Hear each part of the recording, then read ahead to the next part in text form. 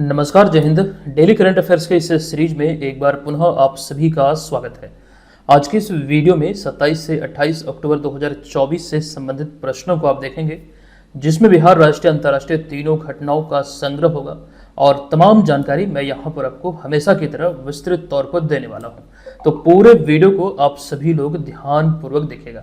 अच्छा, कल की क्लास जो अब्सेंट थी, कल हमने कोई भी क्लास आपको नहीं दिया। दरअसल कुछ अचानक से कुछ प्रॉब्लम आ गई थी, कहीं मुझे निकलना पड़ गया, जिस वजह से ये क्लास अब्सेंट रहा। अच्छा, आज की इस वीडियो में वो सारी चीज़ों की हम भरपाई करेंगे, जो आगे अगर छूट जाएगा तो नेक्स्ट क्लास में उन सारी चीज़ों को हम लोग देखेंगे। सेशन की शुरुआत करें उससे पहले आपको बता दूं, हमारे जितने भी स्टडी मटेरियल होते हैं आप सभी जानते हैं, इस कोर्स के माध्यम से, एक बेसिक कोर्स है करंट अफेयर्स का, इसके माध्यम से आप प्राप्त कर सकते हैं। 2023 से अब तक का संग्रह आपको इसमें मिल जाएगा, लेकिन इसका रिसेंटली एक एडवांस कोर्स भी लॉन्च हुआ है, जिसमें आपको ध्यान रखना है इसका जो ड्यूरेशन होगा, जब से आप इसे ज्वाइन करेंगे तब से आगामी 2 साल का होगा, यानी कि 24 महीने तक आप बिहार में आयोजित होने वाले सभी एग्जाम की प्रिपरेशन को सही तरीके से, यानी कि वन स्टॉप सोल्यूशन के रूप में यहाँ पर चीज़ों को आप प्राप्त करके सही तरीके से अपनी प्रिपरेशन को संचालित कर सकते हैं।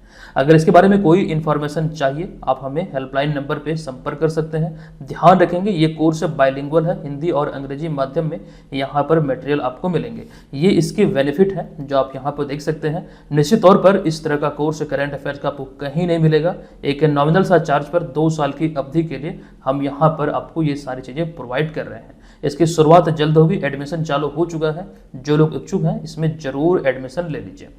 चलिए अब आगे बढ़ते हैं। पिछले वीडियो में हमने एक प्रश्न आपसे पूछा था। यह प्रश्न था कि विश्व स्वास्थ्य संगठन यानी कि वर्ल्ड हेल्थ ऑर्गेनाइजेशन ने किस देश को हाल ही में अक्टूबर 2024 में आधिकारिक रूप से मलेरिया मुक्त घोषित किया है? तो मलेरिया मुक्त घोषित किया गया अभी हाल ही में मिस्र को, वर्ल्ड हेल्थ ऑर्गेनाइजेशन के द्वारा। अतः विकल्प नंबर सी इस प्रश्न का राइट आंसर होगा। अच्छा, पिछले वीडियो में खास करके हमने पोलियो को लेकर जानकारी दिया था। विश्व पोलियो दिवस जो प्रत्येक वर्ष 24 अक्टूबर को मनाया जाता है, और आपको ध्यान रखना, हमने ये वहाँ पर आपको बताया था पिछले वीडियो में कि जो भारत में पोलियो का अंतिम मामला था वो आपको ध्यान रखना पश्चिम बंगाल में 2011 में मिला था। और भारत को पोलियो मुक्त कब घोषित किया गया WHO द्वारा? तो वर्ष 2014 में। ये डिटेल इन्फॉर्मेशन हमने आपको दिया था, ये ध्यान रखिए। चलिए आज की इस वीडियो की शुरुआत करते हैं, चलते हैं आज के इस वीडियो के पहले प्रश्न पे। लेकिन उससे पहले अगर हमें आप लोग इंस्टाग्राम पे फॉलो नहीं किए हैं तो इंस्टाग्राम पे जरूर फॉलो कीजिएगा। आप लोगों के कहने पर ही ये आईडी बनाया गया है और आप लोग चाहें तो हमें यहाँ पर फॉलो कर सकते हैं। चलिए अब यहाँ पर सेशन की शुरुआत करें पहले प्रश्न से। पहला प्रश्न है कि सितंबर 2024 के कार्य उपलब्धियों के आधार पर अक्टूबर 2024 में जारी एक रिपोर्ट के अनुसार बिहार का कौन सा जिला बिहार लोक सेवाओं का अधिकार अधिनियम के कार्यान्वयन में अव्वल रहा है या फिर शीर्ष स्थान पर रहा है? ये रिपोर्ट अभी हाल ही में बिहार के जिलों को लेकर जारी हुआ। अच्छा, यहाँ पर अगर हम अव्वल जिला की बात करें तो राइट आंसर है विकल्प नंबर ए, बिहार का बक्सर जो है इस मामले में अव्वल रहा है। अतः विकल्प नंबर ए इस प्रश्न का राइट आंसर हो जाएगा।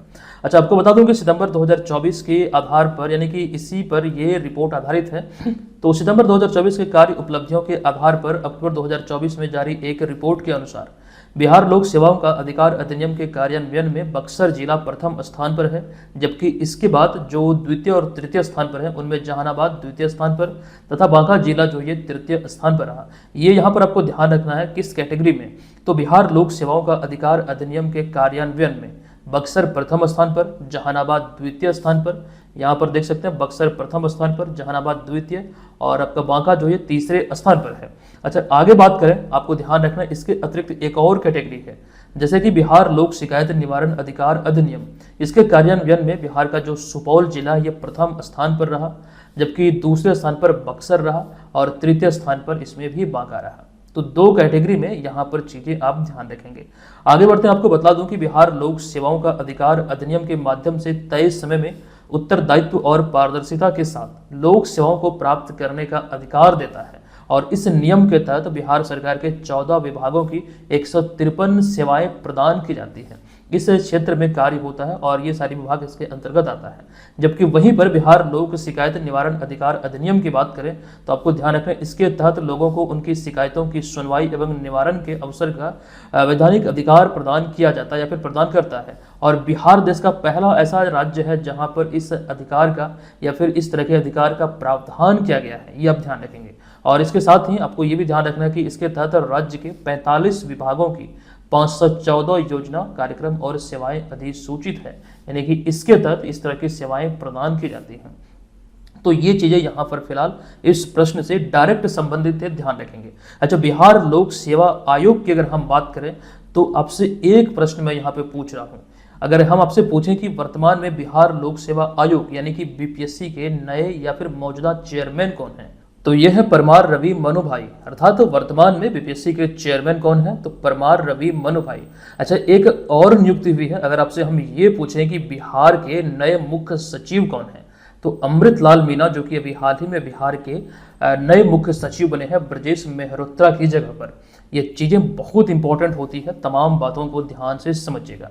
दूसरे प्रश्न पे आते हैं। प्रश्न है कि 25 अक्टूबर 2024 को निम्नलिखित में से किनके द्वारा नई दिल्ली में 21वें पशु गणना अभियान का शुभारंभ किया गया, तो राइट आंसर है विकल्प नंबर बी, यानी कि राजीव रंजन सिंह उर्फ लल्लन सिंह। अतः विकल्प नंबर बी इस प्रश्न का राइट आंसर होगा, जो कि बिहार से एक सांसद हैं। अब यहाँ पर आपको बता दूं कि हाल ही में 25 अक्टूबर 2024 को केंद्रीय मत्स्य पालन, पशुपालन और डेयरी मंत्री राजीव रंजन सिंह उर्फ लल्लन सिंह द्वारा देश में पशु स्वास्थ्य बुनियादी ढांचों को मजबूत करने के उद्देश्य से 2 महत्वपूर्ण पहलों का शुभारंभ किया गया। तो ये 2 पहल आखिर हैं क्या, तो यहाँ पर आप देख सकते हैं ये 2 पहल महामारी का सामना करने के लिए भारत में पशु स्वास्थ्य सुरक्षा सुदृढ़ीकरण पर महामारी निधि परियोजना और इसके अतिरिक्त 21वीं पशुधन गणना अभियान, ये 2 पहल की शुरुआत अभी हाल ही में इसके द्वारा किया गया है। फिलहाल यहाँ पर इतनी ही जानकारी है। अगर इन 2 पहलों से संबंधित खास करके पशुधन गणना की बात करें, कुछ रिपोर्ट या फिर कुछ जानकारी यहाँ से निकल कर आएगी, आना तो है ही, क्योंकि अभी स्टार्ट ही हुआ है। तो यहाँ से जब भी रिपोर्ट आती है तो हम आपको अवश्य बतलाएंगे। फिलहाल इसकी शुरुआत हुई है, ये आप ध्यान रखें 25 अक्टूबर 2024 को। अच्छा, यहाँ पर देखिए बात हम लोग कर रहे हैं राजीव रंजन सिंह की। 2 दिन पहले भी हमने आपको बतलाया था कि मोदी कैबिनेट के नई मंत्रिमंडल में बिहार के 8 सांसद को मंत्री बनाया गया, जिसमें कि 4 कैबिनेट मंत्री हैं और 4 राज्य मंत्री हैं। आपको मालूम होगा कि नरेंद्र मोदी रिसेंटली तीसरी बार भारत के प्रधानमंत्री पद की शपथ लिए हैं। ये लगातार उनका तीसरा कार्यकाल है। ठीक है, ये तो एक प्रश्न के रूप में बहुत इंपॉर्टेंट है, लेकिन यहाँ पर आपको बता दूं बिहार के संदर्भ में इसमें देखें तो 2024 में 8 संसद को मंत्री बनाया गया, जिसमें 4 कैबिनेट और 4 राज्य मंत्री हैं। इससे पहले 2019 में बिहार से 6 को और 2014 में बिहार से 7 संसद को मंत्री बनाया गया था। अच्छा, 2024 को लेकर यहाँ पर ये कंप्लीट सूची है, आप यहाँ पर देख सकते हैं। ऊपर में जो आपको 4 नाम दिख रहा है, ये राज्य मंत्री का प्रभार इन्हें सौंपा गया है। कौन सा मंत्रालय है वो भी यहाँ पर हमने लिख भी दिया है। लेकिन वहीं पर अगर हम कैबिनेट मंत्री की बात करें तो यहाँ पर देखिएगा चिराग पासवान, जीतन राम मांझी, गिरिराज सिंह और राजीव रंजन सिंह, ये 4 नाम आपको केंद्रीय मंत्री की सूची में या फिर कह सकते हैं कैबिनेट मंत्री की सूची में आपको दिखेगा। तो बहुत इंपॉर्टेंट है, आपके आगामी बीपीएससी एग्जाम में या फिर बिहार में कोई भी एग्जाम में पूछे जाने की प्रबल संभावना हमें यहाँ से नजर आती है। चलिए अब अगले प्रश्न पर चलते हैं। तीसरा प्रश्न है कि यूनेस्को संघ की संस्थान ने हालिया जारी एक रिपोर्ट में शिक्षा पर भारत की तारीफ की है। बताएं कि रिपोर्ट के अनुसार भारत में शिक्षा पर सरकारी व्यय %% के बीच रहा है, यानी कि कितना प्रतिशत के बीच रहा है। जो रिपोर्ट कहती है यूनेस्को संघ की संस्थान की, जहां पर भारत की खास करके शिक्षा पर जो खर्च किया जाता है, व्यय किया जाता है, तो यहाँ पर इस प्रश्न का राइट आंसर है विकल्प नंबर बी, यानी कि 13.5% से 17.2%, इस बीच में रहा। अतः विकल्प नंबर बी यहाँ पर इस प्रश्न का राइट आंसर होगा। अच्छा, इस रिपोर्ट की बात करें, आपको ये तमाम बातों को ध्यान रखना है। पहला पॉइंट है कि विश्व शिक्षा सांख्यिकी पर यूनेस्को संघ की संस्थान की रिपोर्ट या फिर हालिया रिपोर्ट के अनुसार भारत सरकार ने देश में शिक्षा को बढ़ावा देने के लिए 2015 से 2024 के बीच अंतर्राष्ट्रीय मानदंडों के अनुरूप निवेश किया है। दरअसल ये बातें इस रिपोर्ट के बाद सामने आती है। इस रिपोर्ट के बारे में आपको ये तमाम बातें ध्यान रखना जो यहाँ पर हमने आंकड़ों के माध्यम से आपके समक्ष रखा है।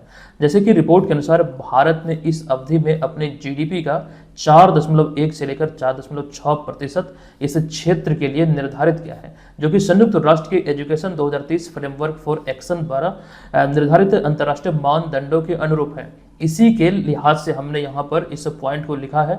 जो मानदंड तैयार किया गया किसी भी देश के लिए शिक्षा क्षेत्र के लिए निर्धारित व्यय का, उसको यहाँ पर समझिएगा भारत ने ये मानदंड को एकदम से फुलफिल किया है, इसको पूरा किया है। ठीक है, ये समझिएगा, यहाँ पर इसी बात का हमने यहाँ पर जिक्र किया है। आगे इस रिपोर्ट की अगर हम बात करें तो आपको बता दूं, इस अवधि को लेकर यहाँ पर जो हमने लिखा है, इस अवधि के दौरान भारत में शिक्षा पर सरकारी व्यय जो हुआ है, जो पॉइंट यहाँ पर लिखा है उसी को यहाँ पर आंकड़े में लिखा गया है। जो सरकारी व्यय है 13.5% से लेकर 17.2% के बीच रहा है, ये इस रिपोर्ट में कहा गया है। तो इसका जो राइट आंसर है यह है विकल्प नंबर बी। अच्छा, आइए और भी जानकारी मैं आपको दे दूं। हालांकि आपको एक बात ध्यान रखना, इस रिपोर्ट में इसका भी जिक्र किया गया है कि वैश्विक स्तर पर शिक्षा पर सार्वजनिक व्यय में या फिर व्यय के विश्व औसत में गिरावट आई है। अगर पूरे विश्व के देशों की औसतन बात करें तो उसमें शिक्षा पर जो व्यय होता है उसमें गिरावट देखने को मिला है, जो कि 2010 में 13.2% से घटकर 2020 में 12.5% हो गई है। इस रिपोर्ट में इसका जिक्र किया गया है। आगे एक और पॉइंट है, जैसे कि रिपोर्ट के अनुसार शिक्षा पर भारत का जो खर्च है ये चीन और जापान जैसे देशों तथा साथ ही साथ जो भारत के पड़ोसी देश हैं उससे कहीं बेहतर है। ये ध्यान रखिएगा, इस समय मौजूदा समय में जो रिपोर्ट आई है उसकी यहाँ पर बात हो रही है। तो इस रिपोर्ट को लेकर मुझे जितनी बातें इंपॉर्टेंट लगी है वो तमाम चीज़ें हमने आपके समक्ष रख दिया है। ठीक है, खास करके ये सभी जो पॉइंट आंकड़ों में आपको दिख रहा है इसको जरूर विशेष रूप से याद कीजिएगा। थोड़ा सा इधर उधर हुआ तो आपका एक अंक आपके हाथ से निकल जाएगा। बीपीएससी में भी नेगेटिव मार्किंग है, तो समझिए कि अगर नेगेटिव होता है तो बहुत नुकसान आपको हो जाएगा। ठीक है, चलिए आगे बढ़ते हैं और आपको जानकारी देने चौथे प्रश्न के बारे में। यह चौथा प्रश्न है कि रशिया में आयोजित 2024 ब्रिक्स शिखर सम्मेलन के दौरान किस देश की पहल अंतर्राष्ट्रीय बिग कैट अलायंस को स्वीकार किया गया है। देखिए, अभी हाल ही में 16वां ब्रिक्स शिखर कजान शहर, जो कि रशिया का एक शहर है, यहीं पर आयोजित हुआ। अब यहाँ पर हमने इससे संबंधित एक प्रश्न आपसे पूछा है। हालांकि 2-3 प्रश्न इस ब्रिक्स शिखर सम्मेलन को लेकर हम आपको बतला चुके हैं, और वो 2-3 प्रश्नों में जो एक्स्ट्रा फैक्ट हमने आपको बतलाए हैं, बहुत सारे पॉइंट आपको याद होने चाहिए जो हमने आपको बतलाया है। लेकिन यहाँ पर एक अलग प्रश्न है कि इस शिखर सम्मेलन में अंतर्राष्ट्रीय बिग कैट अलायंस को जो स्वीकार किया गया है ये किस देश की पहल है। आपको मालूम होगा, हमने कई बार चर्चा किया है, अंतर्राष्ट्रीय बिग कैट अलायंस पहल भारत सरकार की एक पहल है। अतः विकल्प नंबर सी इस प्रश्न का राइट आंसर है।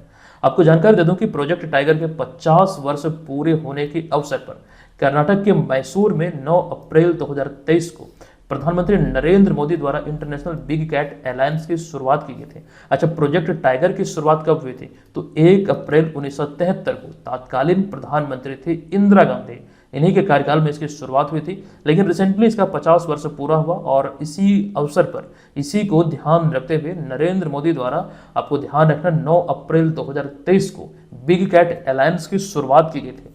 अब इसकी शुरुआत का उद्देश्य क्या है वो चीजें समझिए। जैसे यहाँ पर यह पॉइंट है कि इंटरनेशनल बिग कैट अलायंस की स्थापना का उद्देश्य बाघ, शेर, तेंदुआ, हिम तेंदुआ, चीता, जगुआर और प्यूमा सहित जो 7 बड़ी बिल्ली प्रजाति है उनको संरक्षण प्रदान करना इसका एक उद्देश्य था, जिस उद्देश्य के साथ इसकी शुरुआत की गई थी। तो यहाँ पर क्लियर है कि जो ये पहल है वो भारत सरकार की पहल है। आपको बता दूं कि इस पहल को, यानी कि भारत की इस पहल को हाल ही में कजान रशिया में आयोजित 16वें ब्रिक्स शिखर सम्मेलन में लुप्त प्राय बड़ी बिल्लियों के संरक्षण के लिए अंतर्राष्ट्रीय बिग कैट अलायंस की या फिर अलायंस बनाने की भारत की पहल को स्वीकार किया गया है। इस पॉइंट को ध्यान आप लोग रखेंगे। इस तरह की जो इंटरनेशनल लेवल पर खास करके इस तरह का सम्मान मिलता है, इस तरह की उपलब्धियां हासिल होती है, तो कहीं ना कहीं ये एग्जाम पर्पज से बहुत इंपॉर्टेंट हो जाती है। ध्यान रखेंगे। हम चलते हैं आगे अगले पॉइंट पे। आपको बता दूं कि इसके अतिरिक्त इस सम्मेलन में अगर हम देखें तो 2028 में जो COP33 का जो मेजबानी है वो भारत को मिला है। तो भारत की उम्मीदवारी का भी यहाँ पर स्वागत किया गया है, या फिर उम्मीदवारी बोले या फिर भारत की मेजबानी बोले, इसका स्वागत यहाँ पर किया गया है। ये लगभग निर्धारित ही है कि 2028 में COP33 जो जलवायु परिवर्तन शिखर सम्मेलन है, जो इसका जो आयोजन होना है वो भारत में होगा। ठीक है, ये चीज़ें आपको ध्यान रखना है।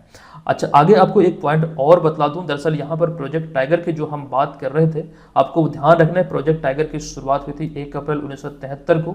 यह भी हम आपको बतला रहे थे तत्कालीन प्रधानमंत्री इंदिरा गांधी के कार्यकाल में। लेकिन पिछले साल 2023 में प्रोजेक्ट चीता की शुरुआत हुई थी 17 सितंबर 2022 को। कब शुरू किया गया था? तो नरेंद्र मोदी के जन्मदिन के अवसर पर 17 सितंबर 2022 को, पिछले साल यानी कि 2022 में। ये ध्यान रखिए, प्रोजेक्ट चीता को लेकर ये चीज़ें ध्यान रखना है। अच्छा, कुछ अतिरिक्त जानकारी मैं यहाँ पर आपको देने वाला हूँ। अच्छा, चूंकि यहाँ से कई बार प्रश्न पूछे गए हैं, इसलिए हमने ये चीज़ें आपके समक्ष रखा है। देखिए, बिग कैट अलायंस को लेकर ये बातें हमने आपको बतला दिया, कब इसकी शुरुआत हुई और इसका उद्देश्य क्या था। ये चीज़ें यहाँ पर 2 पॉइंट पे आपको दिख रहा है। अच्छा, यहाँ पर टाइगर को लेकर कुछ और भी जानकारी आपके समक्ष है, ध्यान से देखिएगा। अगर हम बिहार के संदर्भ में बात करें तो बिहार का एकमात्र जो टाइगर रिजर्व है वो कहाँ पर है, किस जिले में है, तो पश्चिमी चंपारण जिले में है, वाल्मीकि नगर में है, वाल्मीकि नगर टाइगर रिजर्व यानी कि VTR। ये चीज़ें यहाँ पर लिखा गया है कि बिहार का पहला और एकमात्र टाइगर रिजर्व पश्चिमी चंपारण जिले के वाल्मीकि नगर में है। जुलाई 2023 में आई एक रिपोर्ट के अनुसार यहाँ पर बाघों की संख्या बढ़कर 54 हुई है। अच्छा, ये पॉइंट को आप VVI पॉइंट में रखेंगे, इस तरह के प्रश्न प्रबल संभावना बनती है एग्जाम में प्रश्न के रूप में पूछे जाने की। अच्छा, यहाँ पर 1 नवंबर 2022 को टाइगर सफारी की शुरुआत हुई है। अगर आप लोग यहाँ पर विजिट किए हैं, टाइगर सफारी का आनंद लिए हैं, तो अपना जो एक प्रकार से अनुभव है हमारे साथ जरूर शेयर कीजिएगा। अब यहाँ पर नेक्स्ट पॉइंट है, ये अभी हाल ही में भी खबरों का विषय रहा, क्योंकि इसे अभी हाल ही में भारत सरकार की तरफ से मंजूरी मिल चुका है कि बिहार का जो दूसरा टाइगर रिजर्व है ये कैमूर में बनेगा। अच्छा, आपको मालूम होगा इसकी घोषणा बहुत पहले ही हो चुकी थी, लेकिन अभी हाल ही में इसको मंजूरी मिली है, तो ये तमाम चीज़ें ध्यान रखने योग्य है। अच्छा, एक जानकारी और भी मैं आपको देना चाहूँगा, हाल ही में जो सर्वे हुई है, जो हालिया रिपोर्ट है जहाँ से आपके एग्जाम में प्रश्न बन सकते हैं, तो हालिया आकलन के आधार पर भारत में बाघों की जो संख्या है ये 3682 है, सर्वाधिक है मध्य प्रदेश में, ये 785 है। ये यहाँ पर आपको ध्यान रखना है। हिम तेंदुआ की जो संख्या भारत में वो आकलन जो किया गया है वो 718 है, सर्वाधिक लद्दाख में है। और तेंदुआ, हिम तेंदुआ अलग है और जो नॉर्मल तेंदुए होते हैं वो अलग है। तेंदुआ की संख्या है 13,874, ये भी सर्वाधिक मध्य प्रदेश में है। गोल्डन सुनहरे लंगूर जो आप यहाँ पर इन्हें देख रहे हैं, ये क्यूट सा, आपको ध्यान रखना है कि इसकी संख्या पूरे भारत में 7,396 बतलाई गई है और सर्वाधिक ये असम में है। ये मार्च 2024 की रिपोर्ट है, बाकी ऊपर वाला जो 3 ये आपको दिख रहा है ये तीनों 2023 के पिछले साल का रिपोर्ट है, लेकिन ये तीनों नवीनतम रिपोर्ट है। इसी से अगर एग्जाम में प्रश्न बनते हैं तो यही आपको आंसर करना है, ये चीज़ें ध्यान रखें। चलिए आगे चलते हैं हम यहाँ पर अगले प्रश्न पे। 5वां प्रश्न है कि भारतीय हॉकी की रानी नाम से प्रसिद्ध है भारतीय महिला हॉकी टीम की पूर्व कप्तान डैश ने हाल ही में 24 अक्टूबर 2024 को संन्यास की घोषणा की है। देखिए, भारतीय हॉकी की रानी के नाम से कौन जाने जाती थी, जो कि भारतीय महिला हॉकी टीम की पूर्व कप्तान रह चुकी है, तो रानी रामपाल, अतः विकल्प नंबर बी इस प्रश्न का राइट आंसर होगा। हालांकि वर्तमान समय में अगर हम भारतीय महिला टीम की जो हॉकी टीम की हम बात कर रहे हैं, जो कप्तान है यह है सलीमा टेटे, ये ध्यान रखिएगा। लेकिन जो अभी हाल ही में सेवानिवृत्ति की घोषणा की है, इनका नाम है क्या, तो रानी रामपाल, यही इसका राइट आंसर हो जाएगा। आपको जानकारी दे दूं कि भारतीय महिला हॉकी टीम की पूर्व कप्तान रानी रामपाल ने हाल ही में 24 अक्टूबर 2024 को संन्यास की घोषणा की। इसके साथ ही उनके 16 साल के हॉकी कैरियर का भी अंत हो गया, ये ध्यान रखिएगा। भारतीय हॉकी की रानी नाम से प्रसिद्ध भारतीय महिला हॉकी टीम की पूर्व कप्तान रानी रामपाल ने अपने कैरियर में 254 अंतर्राष्ट्रीय मैच खेले, जिनमें उन्होंने 120 गोल किया। ये आपको ध्यान रखना है, जो आंकड़े खास करके इनसे संबंधित है। रानी रामपाल के जन्म की बात करें तो इनका जन्म 4 दिसंबर 1994 को हरियाणा के कुरुक्षेत्र में हुआ था और इसके ही नेतृत्व में, ये वाला पॉइंट इंपॉर्टेंट है, ध्यान रखिएगा, इनके ही नेतृत्व में भारतीय टीम टोक्यो 2020, जो टोक्यो 2020 वाला ओलंपिक था 2021 में कोरोना महामारी के कारण आयोजित हुआ था, इस वजह से यहाँ पर 21 हमने लिखा है, तो टोक्यो 21 ओलंपिक में अपना सर्वश्रेष्ठ प्रदर्शन कर 4था स्थान हासिल किया था। ठीक है, ये ध्यान रखिए। यहाँ पर ओलंपिक की हम बात कर रहे हैं, टोक्यो ओलंपिक 2020 वाला जो संस्करण था वो देरी से आयोजित हुआ था, 2021 में आयोजित हुआ था। वहां पर भारतीय महिला हॉकी टीम ने, आपको ध्यान रखना, 4था स्थान हासिल किया था और ये सर्वश्रेष्ठ प्रदर्शन दिया था महिला हॉकी टीम ने। लेकिन आपको ये ध्यान रखना, पुरुष हॉकी टीम ने यहाँ पर ब्रॉन्ज मेडल जीता था और इस बार भी पेरिस ओलंपिक में, जो ग्रीष्मकालीन ओलंपिक का 33वां संस्करण था, वहां पर भी भारतीय पुरुष हॉकी टीम ने ब्रॉन्ज मेडल अपने नाम किया। जो इम्पोर्टेंट है, आपको ध्यान रखना है, इस तरह की चीजें पूछी जाती हैं। अच्छा, अगर हम यहाँ पर रानी रामपाल के बारे में बात कर ही रहे हैं तो इन्हें मिले सम्मान की बात करते हैं, जो कि यहाँ से भी प्रबल संभावना बनती है पूछे जाने की। भारत सरकार द्वारा 2020 में उन्हें भारत के 4थे सर्वोच्च सम्मान पद्मश्री से सम्मानित किया गया था, ये ध्यान रखिए। और 2020 में इसी वर्ष उन्हें भारत का सर्वोच्च खेल सम्मान मेजर ध्यानचंद खेल रत्न पुरस्कार से भी उन्हें सम्मानित किया गया था। इंपॉर्टेंट है, ध्यान रखेंगे। आगे हम बात करें भारतीय महिला हॉकी टीम के वर्तमान में जो कप्तान है, यानी कि मौजूदा कप्तान, जो इनका नाम क्या है, तो सलीमा टेटे, जो कि कहाँ की है, इंपॉर्टेंट है, ये झारखंड की रहने वाली है। नेक्स्ट छठा प्रश्न है कि किस राज्य या फिर केंद्र शासित प्रदेश सरकार ने दिव्यांगों को न्यायिक प्रक्रिया में आने वाली दिक्कतों से राहत दिलाने के उद्देश्य से विशेष अदालत के स्थापना की मंजूरी दी है। मुझे लगता है कि ये बहुत अच्छा पहल है और ये होना भी चाहिए, हर राज्य में होना चाहिए।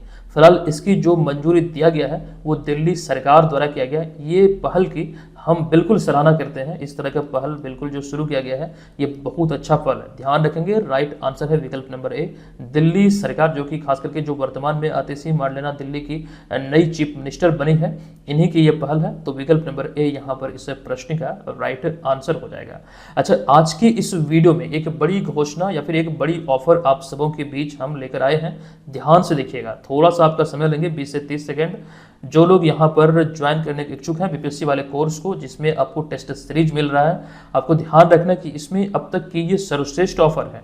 ये वाला कोर्स है जो आप यहाँ पर देख रहे हैं। इस दिवाली आप सभी के लिए हमारी टीम की तरफ से एक शानदार ऑफर देखने को मिल रहा है। आप ये ध्यान रखेंगे, इसमें नए नए टेस्ट और भी हमने ऐड किए हैं रिसेंटली। तो जैसा कि आप लोग जान रहे हैं, इसमें हम आपको 40 फुल लेंथ टेस्ट दे रहे हैं और 90 प्लस सब्जेक्ट वाइज टेस्ट है। सारे सब्जेक्ट यहाँ पर आपको टेस्ट मिलेंगे जो कि चुनिंदे प्रश्नों का संग्रह होगा। और इसमें एक नया सीरीज हमने ऐड किया है, 50 प्लस एक्सपेक्टेड करंट अफेयर्स का टेस्ट। इसके माध्यम से आपने जो पढ़ा है वो बेहतर तरीके से आपका रिवाइज हो जाएगा, अच्छी तरीके से आप एग्जाम में स्कोर कर पाएंगे। और इसके बाद आपको ध्यान रखना, जनवरी 2023 से अब तक का करंट अफेयर्स का टेस्ट आपको मिल जाएगा। एग्जाम तक ये मिलता रहेगा और जितने दिनों का आपका प्लान रहेगा तब तक ये मिलता रहेगा इसमें। और सभी टेस्ट जो यहाँ पर आपको ऊपर दिख रहा है, ये सभी टेस्ट का आपको पीडीएफ फाइल भी मिल जाएगा और सभी पीडीएफ फाइल को आप प्रिंट भी कर सकते हैं।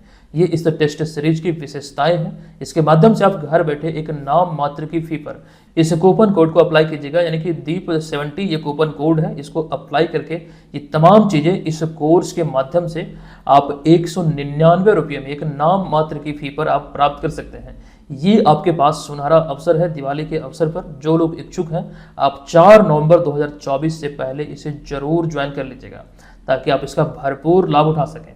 यहाँ पर चीज़ें आपको बेहतर मिल रही है, नो डाउट। हजारों लोग इसमें जुड़े हुए हैं, आप भी इसमें ज्वाइन कर सकते हैं। ध्यान रखेंगे, ये सभी जो आपको मिलेंगे टेस्ट सीरीज, ये हिंदी भाषा में आपके लिए उपलब्ध होगा। आपको पीडीएफ भी मिलेगा टेस्ट सीरीज के सॉल्यूशन का, साथ ही आप ऑनलाइन भी टेस्ट दे पाएंगे अपने मोबाइल में। और मोबाइल का ही एप्लीकेशन का जो आईडी पासवर्ड होगा, उसी से आप हमारे जो वेबसाइट है bpscmaker.com, वहाँ पर भी लॉगिन करके सेम आईडी पासवर्ड से आप वहाँ पर भी रियल टाइम टेस्ट का फील ले सकते हैं। एकदम आपको लगेगा कि आप एग्जाम हॉल में बैठे हुए हैं। तो तैयारी का सही तरीके से मूल्यांकन करने के लिए नेसेसरी है कि आप लोग टेस्ट सीरीज को ज्वाइन करें। ये एक बेहतरीन स्ट्रेटजी होता है अपनी तैयारी का मूल्यांकन करने का। ठीक है, आप ये जान पाते हैं कि तैयारी का स्तर क्या है। आइए अब आ चुके हैं 7वें प्रश्न पे। प्रश्न है कि निम्नलिखित में से कौन सा देश हाल ही में 69वें सदस्य के रूप में एशियाई विकास बैंक यानी कि एशियन डेवलपमेंट बैंक में शामिल हुआ है।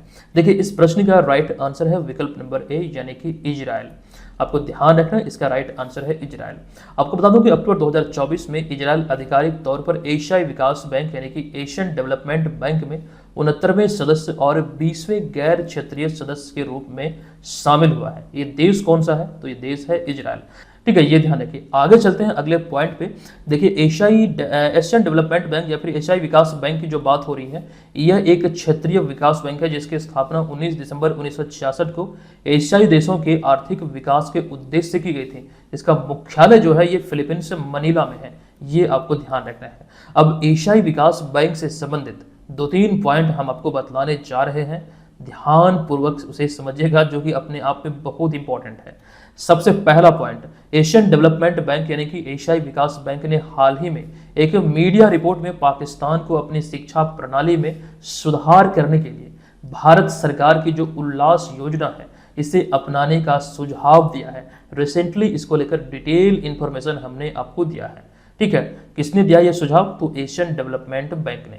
अच्छा, एशियन डेवलपमेंट बैंक ने हाल ही में चालू वित्त वर्ष के लिए भारत की जीडीपी वृद्धि दर यानी कि जीडीपी ग्रोथ रेट का जो अनुमान लगाया है ये 7% पर बरकरार रखा है। अच्छा, इसके अतिरिक्त, ये तो इंपॉर्टेंट है ही, इसके अतिरिक्त एक और पॉइंट है, ये पॉइंट है कि हाल ही में अंतर्राष्ट्रीय विकास बैंक, एक सेकंड, यहाँ पर अंतर्राष्ट्रीय नहीं होगा बल्कि एशियाई विकास बैंक होगा, एशियन डेवलपमेंट बैंक होगा। ये भारत में रूफटॉप सोलर सिस्टम को वित्त पोषित करने के लिए 240.5 मिलियन अमेरिकी डॉलर के ऋण को मंजूरी दिया है। तो ये चीजें यहाँ पर समझना है, ध्यान रखना है। अच्छा, एक बात मैं आपको बता दूं, मैं बहुत दिनों से सोच रहा था कि आपको बतलाऊं। दरअसल देखिए, करेंट अफेयर्स में बहुत लोग बहुत कम समय देते हैं, इसको पढ़ना नहीं चाहते हैं, सोचते हैं कि थोड़ा सा पढ़ेंगे तो ये कवर हो जाएगा। जो लोग डेडिकेटेड रूप से लगे हुए हैं, सबसे पहले तो ये दिमाग में सेट कीजिए कि 35 से 38 प्रश्न आपके बीपीएससी एग्जाम में करेंट अफेयर्स के होते हैं, जो कि एक बहुत बड़ा पोर्शन है। अगर आप इस पर अच्छी तरह कमांड करते हैं तो आप यहाँ पर 35 में से 35 प्रश्न, अगर 38 होता तो 38 में से 38, एक दो छूट जाए तो उसकी दिक्कत नहीं है, लेकिन अधिकतर प्रश्न आप यहाँ पर हर हाल में सॉल्व कर आ पाएंगे, ये इसमें क्षमता है। ठीक है, तो अभी देखिए, बहुत सारे लोग क्या करते हैं, कमेंट करते हैं कि सर वीडियो बहुत लंबा हो रहा है, लेकिन कल हमें एक कमेंट देखने को मिला जहाँ पे ये लिखा गया था कि सर भले ही आपका वीडियो लंबा होता है लेकिन बहुत सारी जानकारी आप उसमें देते हैं, तो इतना लंबा, जैसे मान लीजिए जो कमेंट आता है उसके आधार पर हम बतला रहे हैं, तो मुझे लगता है कि इतना सफिशिएंट है। आधा घंटा तो समय आप दे ही सकते हैं। उदाहरण के लिए मान लीजिए करंट अफेयर्स की ही क्लास और सब्जेक्ट की तरह आप जाके कोचिंग सेंटर में ऑफलाइन पढ़ते हैं तो आपका 1 घंटा तो मान लीजिए क्लास होता, फिर जाने आने में समय तकरीबन 1.5 घंटा या 2 घंटा मान के चलिए टाइम आपका लगता। लेकिन इसके बावजूद जब ये इतना बड़ा पोर्शन है तो आप आधा घंटा ऑनलाइन क्यों नहीं देना चाहते? बहुत फायदा होगा अगर आप इसे बेहतर तरीके से पढ़ेंगे और बहुत अच्छा अनुभव भी होगा। अगर आप करंट अफेयर्स में 100% प्रश्न को हल करेंगे तो निश्चित तौर पर आप एग्जाम में सफलता प्राप्त करेंगे। 3 ही तो बड़ा सेक्शन है, एक तो साइंस हो गया, एक हिस्ट्री हो गया, और हिस्ट्री में भी आपको ध्यान रखना मॉडर्न हिस्ट्री, और इसके अतिरिक्त बायोलॉजी।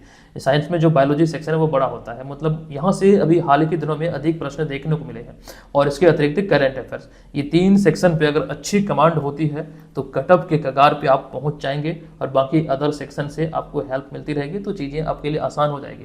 प्रीलिम्स में आपको सफलता जरूर मिल जाएगी। ठीक है, चीज़ें आप इस तरह से प्रिपेयर कर सकते हैं अंतिम समय की हम बात कर रहे हैं। लेकिन जो लोग नए नए स्टार्ट करते हैं तो सामंजस्य स्थापित करते हुए अच्छी तरीके से पढ़िए ताकि मेंस को लेकर भी प्रिपरेशन होता जाए। ठीक है, चलिए आगे चलते हैं। यहाँ पर जो हम बात कर रहे थे ये तमाम चीज़ों को ध्यान रखिएगा। नेक्स्ट 8वां प्रश्न है कि केंद्र सरकार ने प्रधानमंत्री मुद्रा योजना के तहत मिलने वाली ऋण सीमा को 10 लाख रुपए से बढ़ाकर कितना कर दिया है? अच्छा, मालूम होगा रिसेंटली जो बजट पेश किया गया था वहां पर इसकी घोषणा होगी, मतलब हुई थी, आपको हमने बतलाया भी था। इसे बढ़ाकर 20 लाख करने की घोषणा हुई थी, अभी रिसेंटली इसको मंजूरी दे दिया गया। मतलब मंजूरी नहीं, मतलब ये बढ़ा दिया गया, ये ध्यान रखिए। घोषणा जो भी थी अब ये बढ़ा दिया गया, 20 लाख रुपए किया गया, नहीं कि इसे दोगुना किया गया है। अब आपको जानकारी यहाँ पर दे दूं कि केंद्र सरकार ने देश में उद्यमिता को बढ़ावा देने के उद्देश्य से प्रधानमंत्री मुद्रा योजना यानी कि PMMY के तहत मिलने वाली ऋण सीमा को दोगुनी कर 20 लाख रुपए कर दिया। दरअसल वित्त मंत्री निर्मला सीतारमण 23 जुलाई 2024 को केंद्रीय बजट 2024-25 पेश करते हुए इसकी घोषणा की थी। जो 23 जुलाई 2024 को लगातार 7वीं बार इनके द्वारा बजट पेश किया गया नए संसद भवन में, वहां पर इनकी मतलब इसकी घोषणा हुई थी। इसे बढ़ाकर दोगुना करने की बात कही गई थी, ये ध्यान रखिए। एक प्रश्न यहाँ से अराइज हो सकता है कि यहाँ जो बात हो रही प्रधानमंत्री मुद्रा योजना की, इसकी शुरुआत कब हुई थी? तो शुभारंभ प्रधानमंत्री नरेंद्र मोदी द्वारा 8 अप्रैल 2015 को किया गया था। ये तिथि आपको ध्यान रखना है। अच्छा, निर्मला सीतारमण को लेकर वही जानकारी है। 23 जुलाई 2024 को यह जो बजट उनके द्वारा पेश हुआ था, यह लगातार उनका 7वां बजट था। हालांकि यह उनका पहला अंतरिम बजट था जो कि नए संसद भवन में पेश किया गया। ये चीजें इंपॉर्टेंट यहाँ से नजर आती है। 9वां प्रश्न है, कैबिनेट सुरक्षा समिति यानी कि CCS ने हाल ही में किस राज्य के नागियालंका में एक नए मिसाइल परीक्षण रेंज की स्थापना को मंजूरी दी है? किस राज्य के नागियालंका में? तो राइट आंसर होगा विकल्प नंबर C यानी कि आंध्र प्रदेश। आपको बता दूं कि प्रधानमंत्री नरेंद्र मोदी के नेतृत्व में कैबिनेट सुरक्षा समिति ने हाल ही में आंध्र प्रदेश के नागियालंका में एक नए मिसाइल परीक्षण रेंज की स्थापना को मंजूरी दिया है। ये ध्यान रखेंगे प्रॉपर। अच्छा, ये राज्य तो आपको ध्यान रखना ही रखना है, लेकिन विशेष रूप से ये जगह जरूर ध्यान रखिएगा, क्योंकि हाल ही में कुछ ऐसे एग्जाम्पल देखने को मिलते हैं बीपीएससी एग्जाम में जहां पर ये प्रॉपर ऑप्शन में मतलब ये प्रॉपर जगह पूछा गया है। ठीक है, तो ये जो मिसाइल परीक्षण रेंज की स्थापना को मंजूरी दी है, ये किस तरह का होगा यहाँ पर देख सकते हैं। यह सतह से हवा में मार करने वाले एंटी टैंक मिसाइल और सामरिक मिसाइलों का एक प्रकार से परीक्षण केंद्र होगा जहाँ से ये परीक्षण किया जाएगा, यानी कि खास करके सतह से हवा में मार करने वाले जो एंटी टैंक गाइडेड मिसाइल होती है उसका और सामरिक मिसाइल दोनों का यहाँ पर परीक्षण किया जाएगा। अब आगे बात करते हैं कि राज्य सरकार और वित्त मंत्रालय ने संयुक्त सहयोग से इससे जुड़ी अन्य प्रक्रियाओं को 18 नहीं बल्कि 28 जून 2018 को ही मंजूरी दिया था। ये आप यहाँ पर ध्यान रखेंगे, मंजूरी तो दिया था और ये प्रॉपर जगह अब खास करके ये हो चुका है कि किस राज्य में, तो आंध्र प्रदेश के नागिया लंका में ये प्रॉपर जगह आपको ध्यान रखना है। ये फाइनली अब इसको अंतिम रूप दे दिया गया है इसकी स्थापना को। अब आगे बढ़ते हैं, आपको बता दूं कि केंद्रीय मंत्रिमंडल, अच्छा ये एक अलग पॉइंट है जिसकी अभी हाल में जो कैबिनेट बैठक हुआ था इसको लेकर जानकारी तो हम दे चुके हैं, लेकिन पुनः से हम यहाँ पर आपको दोहरा रहे हैं चूंकि यहाँ पर अंतरिक्ष को लेकर बात हो रही है। तो केंद्रीय मंत्रिमंडल ने हाल ही में अंतरिक्ष क्षेत्र के लिए 1000 करोड़ रुपए के वेंचर कैपिटल फंड की मंजूरी दी है। ये ध्यान रखिए, 1000 करोड़ रुपए का वेंचर कैपिटल फंड को मंजूरी दिया गया है। अच्छा, इसके अतिरिक्त आपको मालूम होगा कि सितंबर 2024 में पिछले माह कैबिनेट ने यानी कि जो मंत्रिमंडल है इन्होंने, आपको ध्यान रखना, चंद्रयान 4 मिशन को भी मंजूरी दे दिया है।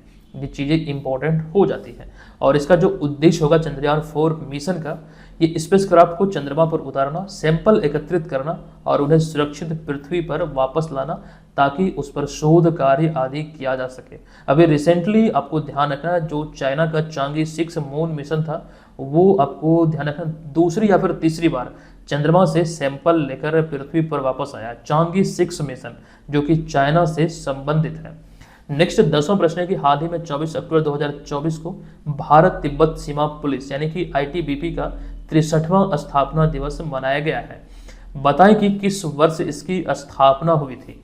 तो ITBP की स्थापना हुई थी वर्ष 1962 में। आप लोगों को मालूम होगा, बहुत इजी सा ये प्रश्न है।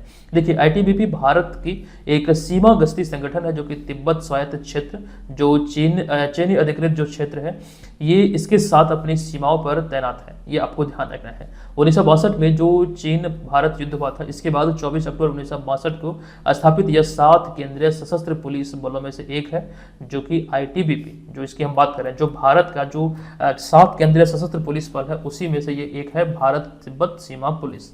ये ध्यान रखिए। आगे हम बात करें, दरअसल यहाँ पर इसके मुख्यालय को हमने लिखा है, इसका मुख्यालय नई दिल्ली में है और इसका जो आदर्श वाक्य है, इस तरह का पॉइंट इंपॉर्टेंट होता है। आदर्श वाक्य क्या है? तो शौर्य, दृढ़ता, कर्मनिष्ठा, ये इसका आदर्श वाक्य है। अच्छा, यहाँ पर 1-2 पॉइंट और भी है, जैसे कि बलबीर सिंह इसके पहले प्रमुख थे, जबकि वर्तमान में बात करें तो वर्तमान में इसके प्रमुख या फिर महानिदेशक हैं राहुल रसगोत्रा, जो कि 2025 तक इस पद पर अपनी सेवा देंगे। ये चीजें यहाँ पर ध्यान रखिए। आगे चलते हैं अगले 11 नंबर प्रश्न पे। प्रश्न है कि हाल ही में सरदार वल्लभ भाई पटेल की कौन सी जयंती के उपलक्ष्य में केंद्र सरकार ने 2 साल तक चलने वाले राष्ट्रव्यापी उत्सव की शुरुआत की है। तो राइट आंसर है विकल्प नंबर सी, यानी कि 150वीं जयंती के अवसर पर, अथवा विकल्प नंबर सी यहाँ पर इस प्रश्न का राइट आंसर हो जाएगा। आपको बता दूं कि सरदार वल्लभ भाई पटेल की 150वीं जयंती के उपलक्ष्य में केंद्र सरकार ने 2 साल तक चलने वाले राष्ट्रव्यापी उत्सव की शुरुआत की है। दरअसल देश की एकता और अखंडता के लिए उनके योगदान को श्रद्धांजलि स्वरूप यह आयोजन किया जा रहा है और इसके तहत विभिन्न कार्यक्रम, प्रदर्शनियां और सम्मेलन आयोजित किए जाएंगे, जिसमें युवाओं के बीच सरदार पटेल की विचारधारा का प्रचार प्रसार होगा। ये पूरे भारत में आयोजित होगा, जिसको लेकर ये 2 साल तक चलने वाले इस पहल की शुरुआत किया गया है। ये आपको ध्यान रखना है 150वीं जयंती पे। अच्छा, 150वीं जयंती की बात करें तो यहाँ पर एक चीज ये ध्यान रखिएगा, 31 अक्टूबर 2024 को आधुनिक भारत के निर्माता व लौह पुरुष सरदार पटेल की 150वीं जयंती मनाई जाएगी। अभी जो हम आपको ये वीडियो दे रहे हैं, अभी 31 अक्टूबर नहीं आया है, 31 अक्टूबर को 150वीं जयंती मनाई जाएगी। इसी अवसर पर इसकी शुरुआत होगी। हमने यहाँ पर अग्रिम रूप से लिख दिया है, बस ये ध्यान रखिएगा 31 अक्टूबर 2024 को 150वीं जयंती के अवसर पर इसकी शुरुआत होगी और ये चीजें इसके अंतर्गत संचालित होगी। सरदार वल्लभ भाई पटेल, जिन्हें कि लौह पुरुष के नाम से भी जाना जाता है, और आपको ये ध्यान रखना है कि यहाँ से एक प्रश्न मुझे बहुत इंपॉर्टेंट नजर आता है, एक नहीं बल्कि 2। पहला तो यही पॉइंट है कि 2014 से 31 अक्टूबर को सरदार पटेल की जयंती को एकता दिवस के रूप में मनाया जाता है। दूसरा पॉइंट यहाँ पर है, इस वाला पॉइंट देखिए, भारतीय स्वाधीनता संग्राम के दौरान 1928 में गुजरात में जो बारडोली सत्याग्रह या फिर जो किसान आंदोलन हुआ था, इनका नेतृत्व इन्हीं के द्वारा किया गया था, यानी कि सरदार वल्लभ भाई पटेल के द्वारा ही किया गया था।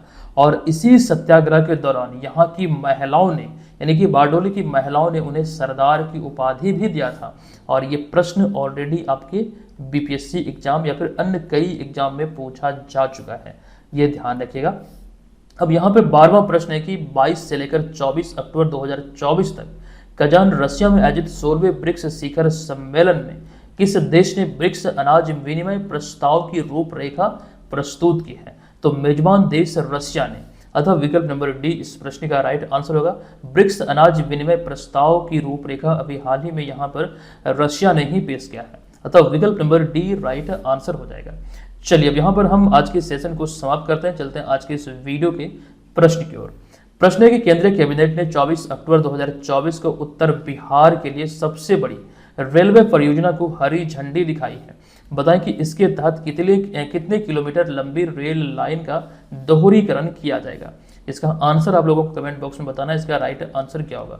ऑलरेडी हम तमाम बातें आपको बतला चुके थे। अच्छा, दीपावली के अवसर पर जो ऑफर आई है आप लोग ध्यान रखेंगे, यही वाले कोर्स में ये ऑफर है। आपको ऑफर की तमाम जानकारी यहाँ पर दिख रही है। आप सभी चीज़ों को इसके माध्यम से प्राप्त कर सकते हैं। कूपन कोड अप्लाई कीजिएगा दीप70, जिसके बाद यहाँ पर आपको भारी डिस्काउंट मिलेगा। महज 199 रुपये में ये तमाम टेस्ट सीरीज और हमारे तमाम स्टडी मटेरियल, करंट अफेयर्स, वो चीज़ें बेहतर तरीके से आप प्राप्त कर पाएंगे। जो लोग इच्छुक हैं जरूर ज्वाइन कीजिएगा। हम मिलते हैं आपसे नेक्स्ट वीडियो में, तब तक के लिए धन्यवाद। जय हिंद।